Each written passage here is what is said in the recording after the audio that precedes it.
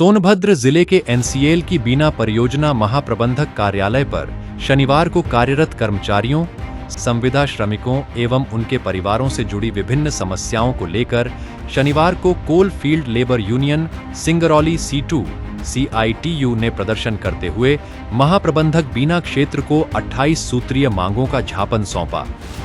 Union के सचिव सूरज कुमार पांडेय का कहना है कि कर्मचारी लगातार उत्पादन सुरक्षा और परियोजना के विकास में महत्वपूर्ण योगदान दे रहे हैं, लेकिन वर्षों से उनकी कई मूलभूत समस्याएं अनसुलझी हैं।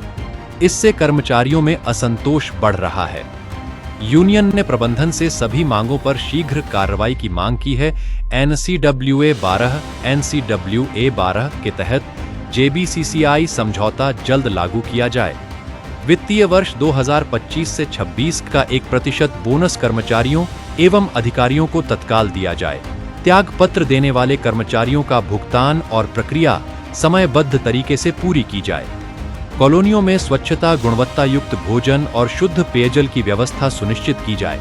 बीना परियोजना के बंद पड़े डीसिल्टिंग प्लांट को दोबारा चालू किया जाए तथा भुगतान किया जाए। वर्षों से रिक्त पड़े क्रेन ऑपरेटर के पदों पर तत्काल भर्ती की जाए। इंसेंटिव योजना का लाभ सभी पात्र कर्मचारियों को मिले तथा ओवरटाइम पर लगी सीमा हटाई जाए। जर्जर आवास हटाकर नए B टाइप आवास बनाए जाएं। कॉलोनियों में सड़क, नाली, स्ट्रीट लाइट और पार्क जैसी सुविधाओं का विकास किया जाए। सामुदायिक बाजार को व्यवस्थित स्थान पर स्थानांतरित किया जाए। कर्मचारियों के CMPF स्टेटमेंट एवं ऑनलाइन रिकॉर्ड अपडेट किए जाएं। संविदा श्रमिकों का वार्षिक स्वास्थ्य परीक्षण, पहचान पत्र, वेतन पर्ची, मेडिकल कार्ड और EPF सुविधाएं सुनिश्चित की जाएं। सभी श्रमिकों को गुणवत्ता युक्त PPE किट, हेलमेट, सुरक्षा जूते, दस्ताने, रिफ्लेक्टिव जैकेट और अन्य सुरक्षा सामग्री उपलब्ध कराई जाए। खदानों में मशीनों के रखरखाव और आवश्यक उपकरणों की उपलब्धता सुनिश्चित की जाए।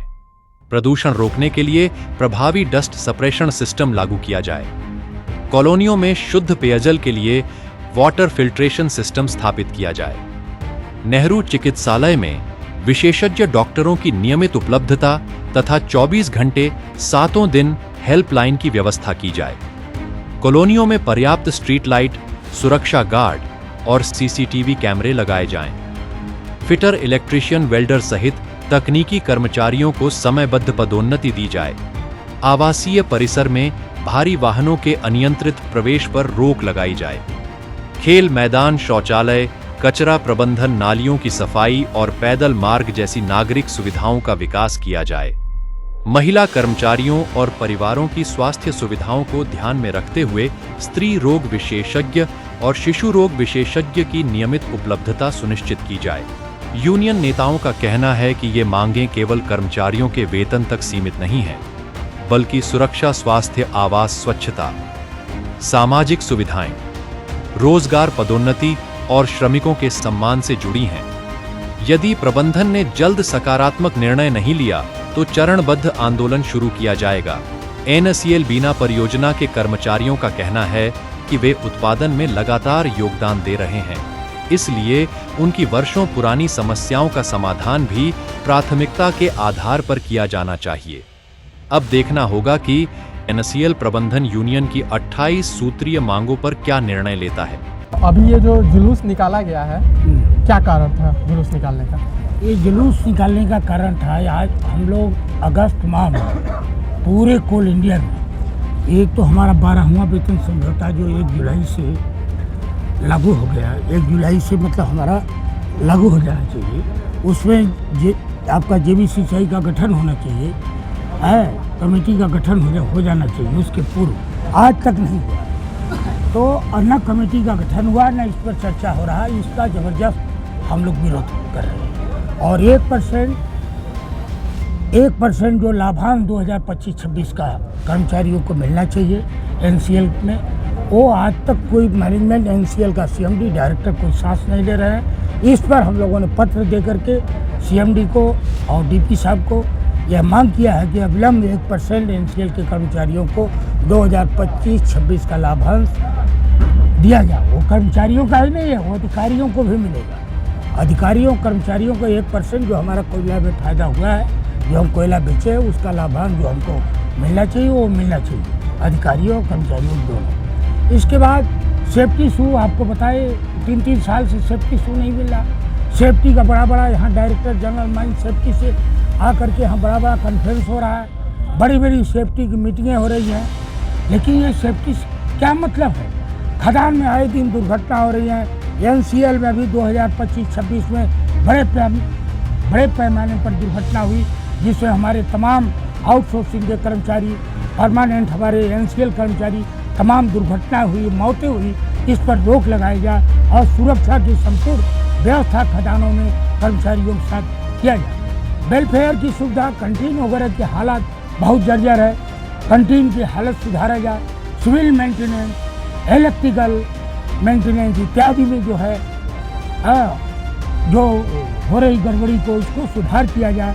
और अब इतना बड़ा करोड़ों का टेंडर हो जाता है, हमारे कर्मचारियों का आवास मेंटेनेंस नहीं हो पाता, उनका रिपेयरिंग नहीं हो पाता, और महीनों 6 महीने से जो है सिविल ऑफिस का चक्कर काटते हैं। ये सब दुरुस्त होना चाहिए। और बिजली आए दिन 6 घंटे, 12 घंटे, 10 घंटे बिजली जो है यहाँ से कटती है।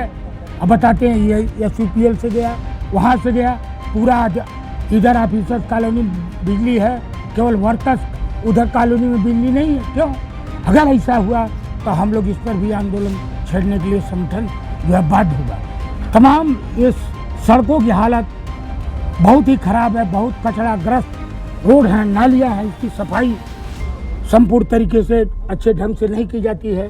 इस पर ध्यान देने के लिए वही 28 आवासीय परिसर में कोई टंकी निर्माण हो रही है आपके यहाँ, वहाँ भी देखा जा रहा है ठेकेदार द्वारा मजदूरों को सेफ्टी के नाम पे कोई भी उपकरण नहीं उपलब्ध कराया जा रहा है, और वहाँ देखा जा रहा है जो मटेरियल है वो भी मतलब गुणवत्ता विहीन है। अब एकदम गुणवत्ता विहीन। उसे लेकर के क्या कहेंगे आप? प्रबंधन को इस बारे में अवगत कराया? उनको हमने प्रबंधन को भी इस मामले में अवगत कराया, लेकिन उस पर कोई एक्शन नहीं हुआ, क्या कहेंगे आप? नहीं होता है। सेफ्टी शू के बारे में तो हम लोग अभी 28 सूत्री मांग पत्र दिए हैं कि सेफ्टी का पूरा व्यवस्था किया जाए।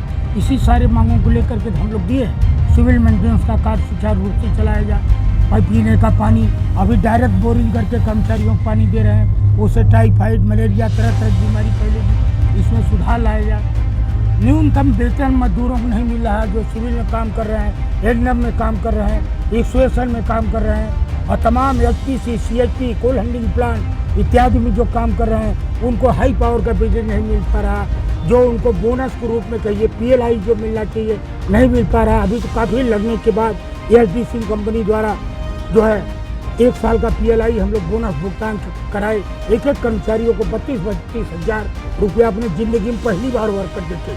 6 महीने से मैं संघर्ष कर रहा था। संघर्ष करते डायरेक्टर, GM पर्सनल, GM तमाम जगहों से लेकर के कमेटी यहाँ गठित की गई। तमाम बार हम 10 बार तो डायरेक्टर पर्सनल के पास गए, GMP के पास गए।